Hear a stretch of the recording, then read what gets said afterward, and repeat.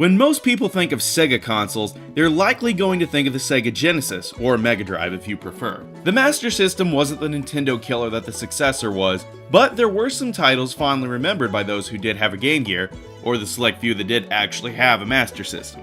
One of the series to grace the console was Wonder Boy, a platforming series that slowly morphed its way into the Metroidvania genre. Fast forward to today, and the third title in the series, Wonder Boy 3: The Dragon's Trap, has been remade from the ground up using the original Master System code with brand new assets by the good folks at Lizard Cube. In The Dragon's Trap, Wonder Boy, or Wonder Girl, heads out on a quest to the Dragon's Room, a dreaded area with a curse.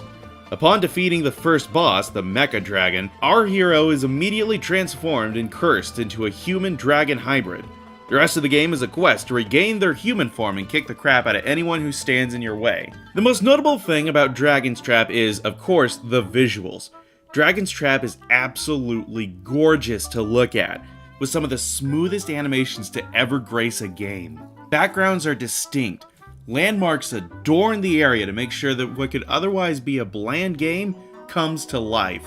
Every single character, enemy, and sprite say so much with no dialogue whatsoever. A lot of love was poured into this game's art, and it's clear the intention here is to create the vision that wasn't possible 30 years ago. To that end, Lizard Cube has succeeded superbly. It's unfortunate that most games either don't or can't have an art style similar to Dragon's Trap, with hand-painted backgrounds and outstanding individual character sprites due to budgetary or talent means. And if you're not familiar with the original game, or you're some heathen that has to run with the original artwork, one button press immediately transforms everything back to the original Master System version. While a cool feature, I can't imagine someone choosing that over what's here. While the illustrations will blow you away, the music not so much. Songs are downplayed significantly to the point that they're more soothing than exciting. None of it's bad, but does feel more than a little out of place in a big adventure game.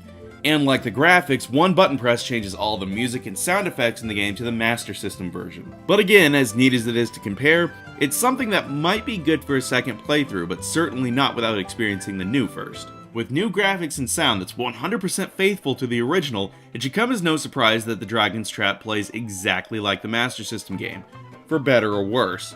Throughout Dragon's Trap, players will encounter 6 transformations including the human, each with different stats and abilities to keep in mind.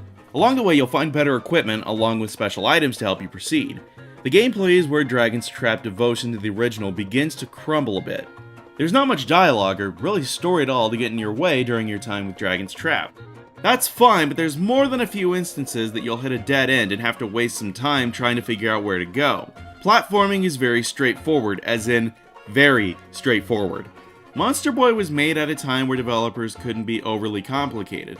The idea of slopes was something novel and seemingly unheard of. Most of Dragon's Trap's levels consist of hidden secrets that you'll need a keen eye to crack. That's the good part. The bad is that these are scattered around stages that are mostly flat, straight lines with hazards thrown in to jump over with small platforms. Enemies typically aren't awful to fight, but you can be quickly overwhelmed if you aren't careful. Dragon's Trap requires you to block attacks with your shield and counter with your sword when the time is right. It's kind of surprising how engaging the combat is for this type of game, but getting the hang of it can take some work. Juggling enemies does get easier as the game progresses and you gain better gear, but it's easy to get tossed around if you're careless. The Metroidvania aspect in play is definitely enhanced by the graphics. Landmarks help players identify areas that they'll come back to later without looking the same or coming off as confusing, despite the game not featuring a map. Finding treasure, farming gold, and upgrading your character are all fun and typically don't take long. However, part of that exploration is finding shops that will sell the upgrades you need, which for one-time purchases is fine, but for extra power-ups like potions or secondary weapons, the need to trek across entire levels is a bit daunting. Dragon's Trap isn't afraid to knock you down either. This isn't the kind of game that will hold your hand the whole way through. In fact, the only real help the game offers is the fortune teller pig in the church. Even the hints that you're given there are pretty vague. At the same time, there's very key information that you aren't told, even with the help menu. Certain weapons and armor have various abilities and moves that the game straight up does not inform you of, which can be frustrating when you do figure it out by accident. There are no checkpoints to speak of. Once you're dead and out of potions, it's back to the main town. While you do keep your inventory, death is very punishing. Understandably so. Dragon's Trap isn't a long game. A solid bit of that comes from the lack of information you're given, thus creating a situation where players have to poke around before advancing, on top of the difficulty. That difficulty can be balanced out with further upgrades to your attack and defense, but even then, that'll only get you so far. And yet, Dragon's Trap is an oddly fulfilling title.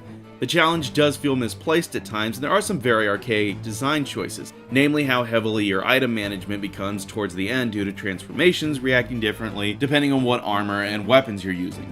But it's still quite a bit of fun. Navigating your way through the charming world is delightful. Bosses are interesting, and the variety of puzzles that require different transformations are fun to figure out.